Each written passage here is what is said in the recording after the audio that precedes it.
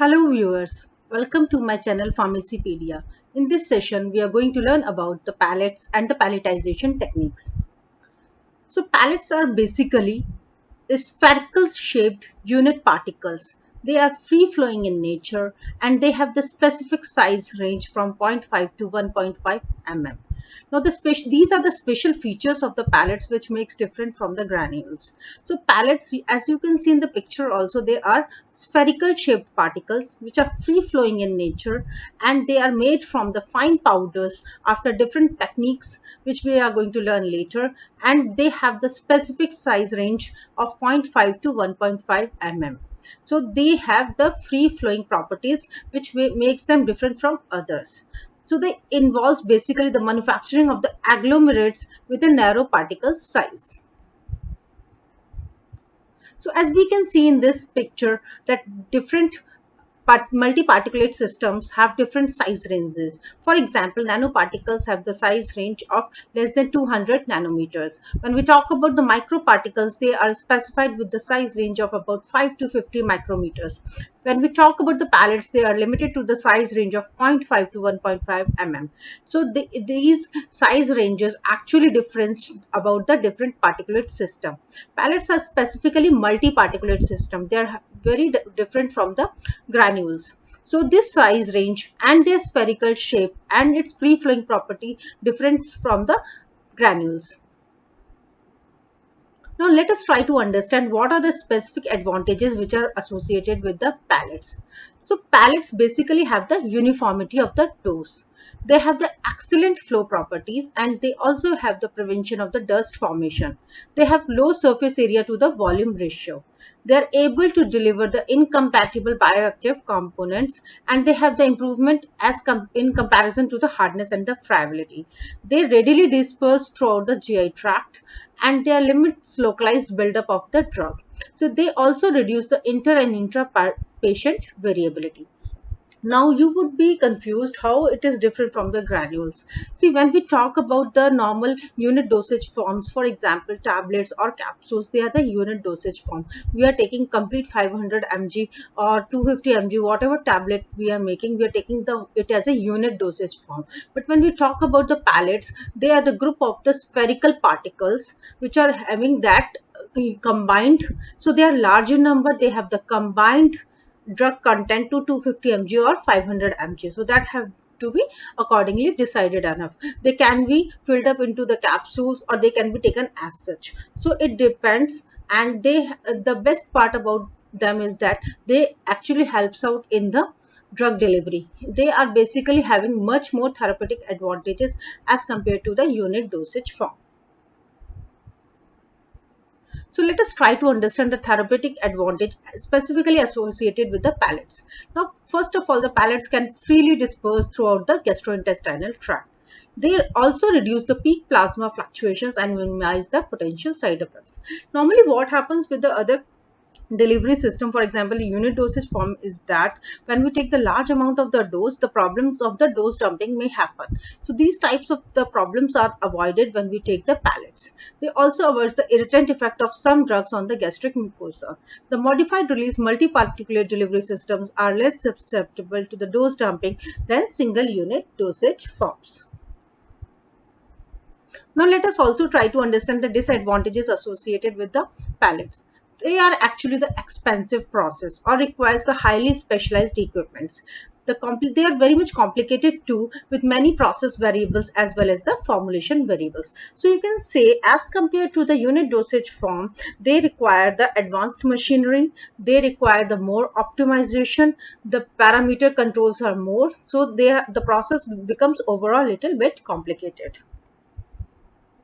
Now let us try to understand the different method techniques for the preparation of the palletization.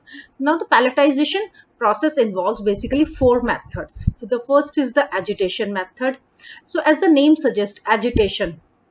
So the drug mixture along with the excipients is actually agitated. So once it is being agitated using different equipment, the spherical balls are being formed. That is why the process may is also referred to as the boiling process. So by the boiling process, when it is being passed through the tumbler again and again and again, the cohesive property, because of the presence of the cohesive material, they form the agglomerates, they form the spherical shaped particles. Then second is the compactation. As the term indicates, compactation, they basically refers to the compression process.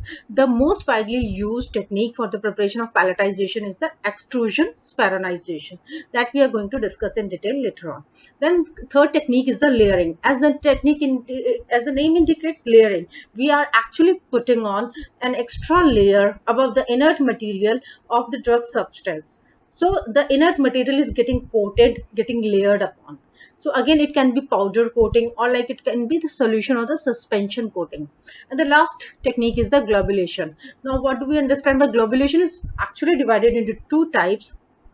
It is based on the fluidized bed technique, spray drying, and the spray congealing. So these the four techniques which are used to prepare palletization is the agitation, compactation, layering, and globalization. In short, referred to as ACLG, ACLG. So you can remember very easily ACLG.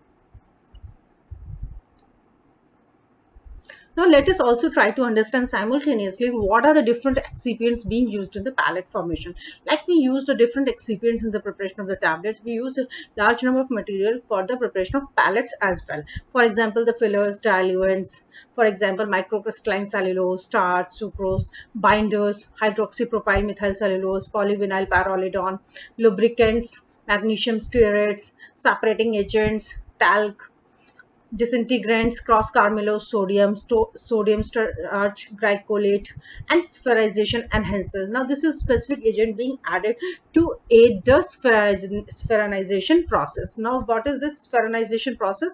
We are actually, after extrusion, we are trying to make the particles of the spherical size, and so this technique is known as spheronization. So the substance which acts as a spheronization enhancer is the like microcrystalline cellulose, or like release modifiers, for example, ethyl cellulose, shellac, etc. Now, these are the five techniques which are basically used for the preparation of the pallets. As the term indicates, you can see in the A part nucleation, B part coalescence. Coalescence means simply means two or three particles are getting combined together to form the pallets. C part, you can see the layering part. D part is the aberration transfer. You are breaking down the large particles into small size particles to make the pallets. Or like E part attrition, you are breaking down the particles. Breakage, you are turning down the large particles into different particles, or like shattering. So the amount and the kind of the forces used to prepare the finer particles or the pallets. So different techniques may be utilized for the preparation of the pallets. So let us first try to understand the agitation technique. So in the agitation technique, as the name indicates, it is also known as the boiling technique.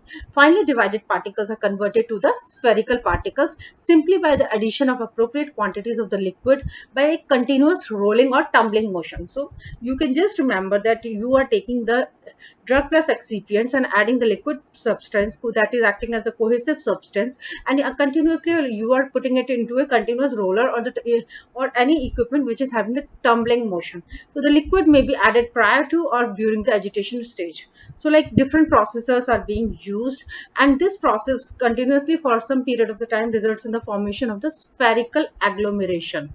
So in this method, particles are converted to spherical pellets by continuous rolling or tumbling blenders using the rotating drum or the pan.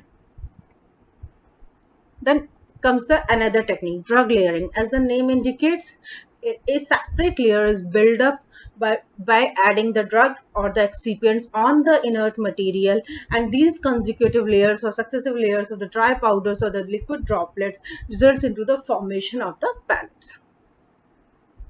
Third technique is the globulation. A globulation is basically the process where liquid materials like melt or the solution or the suspensions are atomized. Atomized means they are put up in the fluidized process to generate the spherical particles or the pellets. So during the spray drying, the atomized means finer part droplets are contacted by a hot gas stream and evaporation of the liquid is initiated. So you are basically applying the liquid form but because of the presence of the hot gas, this liquid vaporizes and only the layering is being obtained on the inner particles. So evaporation involves simultaneously heat and the mass transfer process. Now another technique is the spray congealing. So during spray congealing, the atomized droplets are cooled to below the melting point of the vehicle. So a critical requirement in this process is that substance should have a well-defined melting point or a small melting point. So in the figure you can see spray drying and the spray congealing technique. Spray congealing technique is also known as the spray chilling technique. So in the spray drying you can see a drug solution or suspension is sprayed upon with or without the excipients into hot air stream. Because of the evaporation, the liquid vaporizes resulting into the form of coating on the inert substance.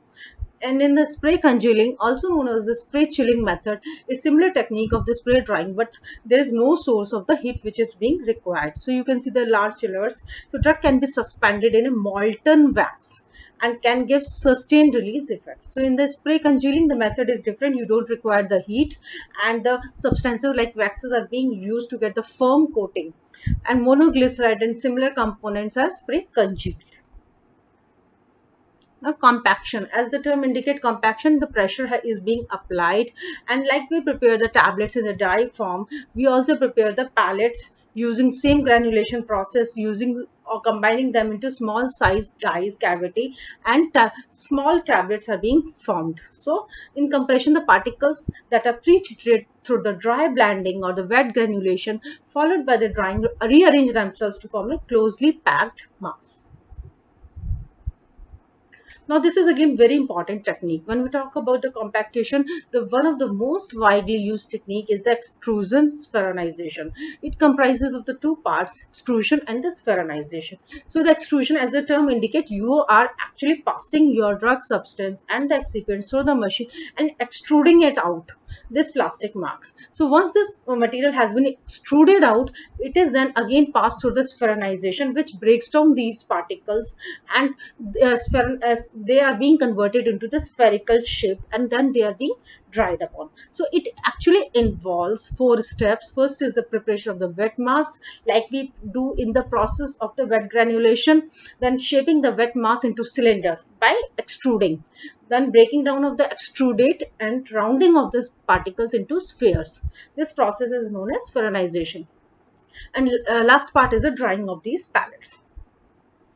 So this is the process you can understand. In the first diagram, you can see the extrudates which are being further broken down, and they are being the edges are being made as per the sphere requirements, and pellets are being formed. Uniform size pellets are being formed.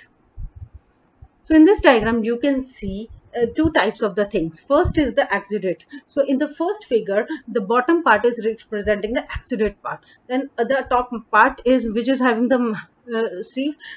On the sieves you can see spherical granules. In the second image also you can see the extrudates. We call it at extrudates because it is obtained by the extrusion technique. The wet mass is forced through the you can get mesh size, and it results in the formation of long extrudates. Now these long extrudates are then further broken down using another equipment known as spheronizer, which reduces the particle size, which breaks down these extrudates and converts them into the spherical particles. Now these are the again different types of the equipments which are used for the spheronization of the particle. These screws are of different types. You can see some techniques whereby we require the heat so that it is being melted out and it turns into a very hot type of the pellets, and there is other equipment which does not require the heat process. Then second is the hot melt extrusion. So it is basically the process of converting the raw material into a product of uniform size and density by forcing it through a die under the controlled condition.